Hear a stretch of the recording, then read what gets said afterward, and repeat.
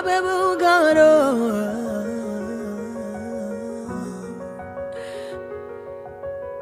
can't you do? What won't you do? Nothing impossible. Thank you. I welcome you, my viewers, to another edition of Rema in His Word. And my topic today says, it is not as usual. Yes, it is not as usual. And my text is taken from the book of Luke chapter 5, 4-6. I'm taking only verse 4. Now, when he had left speaking, he said unto Simon, launch out into the deep and let down your net for a drought. Yes, the story of the miracle of fishes is the story that we know too well. How Peter encountered Jesus and what happened. But my concern and the message I have today is not only on the miracle fishes, but the things that brought about this miracle. When Jesus appeared in the scene, he didn't bother to ask Peter what happened all through the night. But being the master of the whole universe, the creator, he knew what Peter had encountered. But he went straight and said, lend me your boat for me to use and evangelize to people. Peter didn't grumble, he didn't complain, he didn't go to tell the master, we have toiled and labored all through the night, we are supposed to go. He quickly gave him, and Jesus said, trust it a little. And Jesus went ahead and evangelized. After evangelism, he came back to Peter and now said, Peter, launch into the deep, lay down thy nets for a drought. You know, Peter, being a specialist in that skill, something that he has been doing for years, say, Master, you don't understand. We labored all through the night without catching a single fish. Now you said I should go back again. Jesus said, yes, I hear the master telling him, yes, because you obeyed, you gave me your boat. As for evangelism, while I was evangelizing, I equally ministered to the fishes. I told them to gather and they wait because Peter was coming to lay down his net for a drought. Yes, what was Peter's to? He obeyed without grumbling. He obeyed totally to the master. After he obeyed, remember what he told Jesus. He said, nevertheless, at thy word, I will lay down my nets. Nevertheless, at thy word. He went and he did what the master asked him. And immediately, fishes gathered that he and his men could no longer carry, that they have to beckon on other people. The Bible said that their nets started tearing because of the multitude of fish that gathered. That is the master. What an awesome God that we serve. Hey, the miracle working God. He stepped in. He told Peter, don't do it as usual. You've been doing it as usual all through the night. Go and launch your net into the deep. It's for a drought. It is not for a trial. It is not for going to do it as usual. Remember, Peter was obedient. He obeyed and he gave the master. What is that thing that the master is asking of you in your services to him? The three things that he's requesting: your time, your talent, and your treasure. And you're holding it tenaciously. Do you know that your miracle will come from those three things?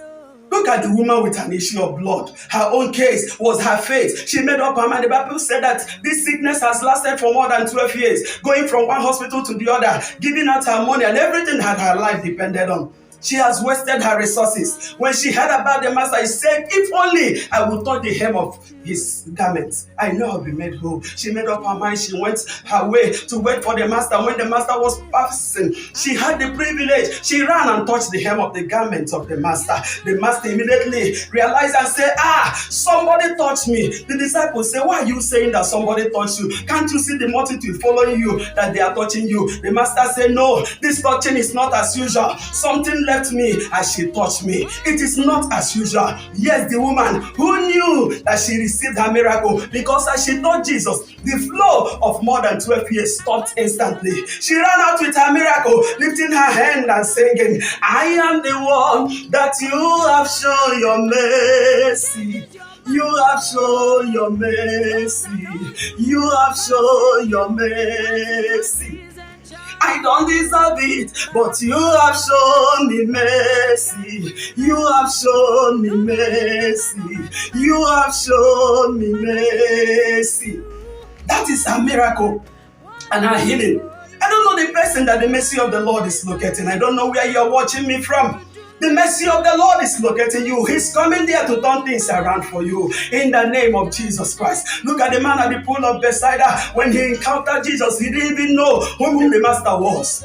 Master asked him a simple question and he started narrating. Jesus didn't need his narration at that particular time. He has come to turn things around. He told him, carry your mat, and they go. And instantly, the sickness of more than 38 years was cured. What was his unto? His unto was that he was at the right place at the right time. Yes, at the right place. He had been in a magician place where they do the more you look, the less you see. He will not receive that miracle. Yes, where will the master find you? That is the important thing. Where will he find you when he comes with your miracle? What is that thing? It is not as usual. The master told him, maybe you've been coming and going as usual. But today, it is not as usual. So you are carrying your mouth. You are going with your miracle. That prayer, fasting, sowing seed, and the giving is no longer as usual. It is for a miracle. That laboring, investing, and trying, it is no longer as usual. It is for a tangible results. That intercourse is no longer as usual. It is for conception. That proposal is no longer as usual. It is for celebration of marriage and awarding of contracts. Yes, writing exam and going for interviews, it is no longer as usual. It is for your admission and it is for your promotion. No longer as usual. You've been doing it as usual. What was Peter's tool? His tool was obedience. The tool of the woman with an issue of blood was what? Action faith. I call it action faith because faith without action may not work out results. And the man at the pool of Bethsaida was that he was at the right place at the right time. What is the master asking you that you cannot give to him? Give him your 3 T's. Give him your talents. Give him your treasure. Give him everything that you have. And he will turn your life around. Yes, he's our God. The miracle working God. He's still in the business of doing good. I call him the God of boom. And I pray for you today, wherever you are listening to me, that the Lord that visited these people is still visiting. He will visit you. He will turn things around for you in the name of Jesus Christ. Until I come your way next time. Keep serving the Lord. Keep loving him. And he will continue to. My confidence is you. What is hard?